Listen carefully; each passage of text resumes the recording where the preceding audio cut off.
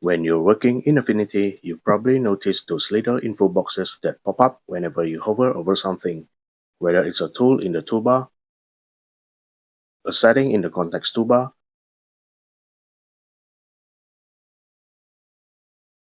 or something in the panels. Those are called tooltips, and they're actually really useful when you're just starting out and still getting familiar with all the tools and settings.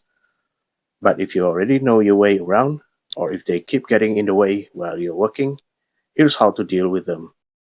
Head to Edit in the top menu and click Settings. Once you're in there, click User Interface on the left, and on the right side, you'll find Tooltip Delay. Slide it to the right. It will make the tooltips appear after a longer delay when hovering over tools and settings. Now you cannot fully disable them, but setting a long delay means they won't pop up immediately every time you hover over something. After that, I'll click Close.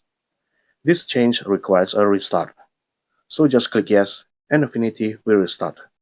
Once it's back open, go ahead and hover over any tool or setting. You'll notice they don't pop up right away anymore, since they are now being delayed. And that's how you disable or more accurately delay tooltips in Affinity. Hope that helps. As always, thanks for watching, and I'll catch you in the next video. Take care and bye.